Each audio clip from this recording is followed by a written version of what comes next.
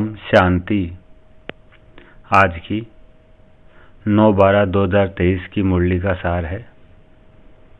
बाबा कहते, मीठे बच्चे, एक बाप के साथ सच्ची मोहब्बत हो तो बाप तुम्हें अपने साथ घर ले जाएंगे।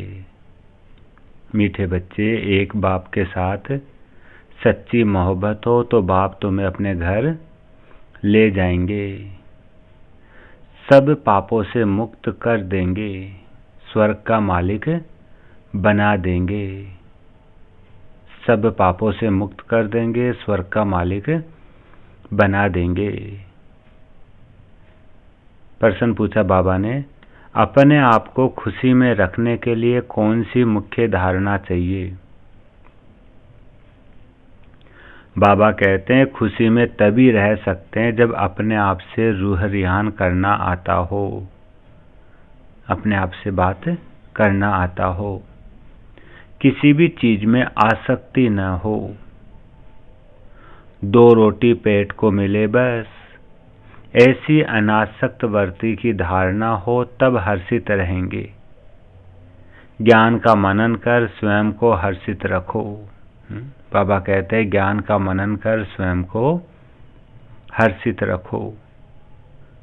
बाबा कहते, तुम कर्म योगी हो, कर्म करते, घर का काम करते, खाना आदि खाते भी बाप को याद करो। बाबा कहते, तुम कर्म योगी हो, कर्म करते, घर का काम करते, खाना आदि खाते भी बाप को याद करो। सौदर्शन चक्कर बुद्धि में घुमाते रहो तो बहुत खुशी रहेगी। और आज का गीत है बाबा का, ना वह हमसे जुदा होंगे। अच्छा, मीठे मीठे सिकलदे बच्चों प्रति माता पिता बाप दादा का याद प्यार और गुड मॉर्निंग। रूहानी बाप की रूहानी बच्चों को नमस्ते, और हम रूहानी बच्चों की रूहानी माता पिता बाप दादा का याद प्यार गुड मॉर्निंग और नमस्ते बाबा, नमस्ते, शुक्रिया बाबा, शुक्रिया। धारणा के लिए मुख्य सार का पहला पॉइंट है, बाबा कहते, चलते फिरते लाइट हाउस बन सभी को रास्ता बताना है। चलते फिरते लाइट हाउस बन सभी को रास्ता बताना है। तो लाइट हाउस कैसे बनेंगे? अपने जब लाइट स्वरूप स्थिति में स्थित होंगे तो अपने आप ही लाइट हाउस बन जाएंगे।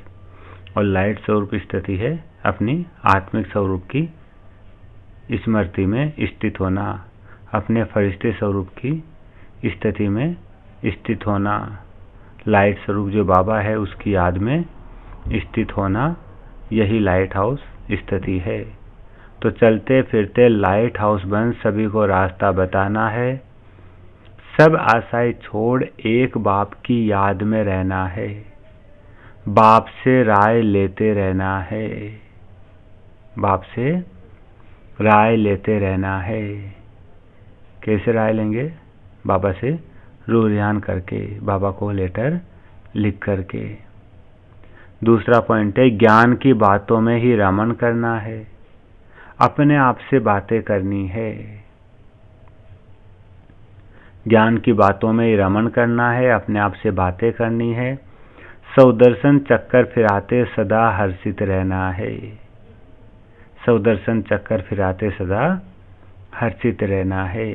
सौदर्शन चक्कर अपने 500 स्वरूपों को स्मृति में लाना है।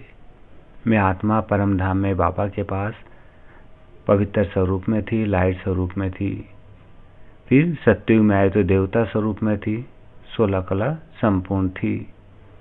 द्वापर से आए तो इष्ट देव बनी, इष्ट देवी बनी, भक्तों की मनोकामनाएं पूर्ण करने वाली बनी। संगम पर आए तो श्रेष्ठ ब्राह्मण आत्मा बनी, और फिर ब्राह्मण से अब फरिश्ता बनोगी, सफेद चमकीली ड्रेस वाली। यही सौदर्शन चक्कर है। तो सौदर्शन चक्कर फिराते सदा हर्षित रहना है। और आज का वरदान है बाबा का, बाबा कहते, योग की धूप में आंसुओं की टंकी को सुखाकर, योग की धूप में आंसुओं की टंकी को सुखाकर रोना पुरुष बनने वाले सुख स्वरूप भव, रोना पुरुष बनने वाले सुख स्वरूप भव। सुख स्वरूप कौन है? जो रोना प्रूफ है। और रोना प्रूफ बनने के लिए बाबा कहते हैं अंदर में जो आंसुओं की टंकी है उसे योग की धूप में सुखा दो। जितना बाबा से योग जुड़ा रहेगा उतना आंसुओं की टंकी सूखती जाएगी, रोना प्रूफ बन जाएंगे और सुख स्वरूप भव का वरदान मिल जाएगा। तो योग की धूप में आंसुओं की टंकी को सुखाकर रोना प्रूफ बनने वाले सुख स्वरूप भव। बाबा कहते, कई बच्चे कहते हैं कि फलाना दुख देता है इसलिए रोना आता है, लेकिन वह देते हैं, आप लेते ही क्यों हो?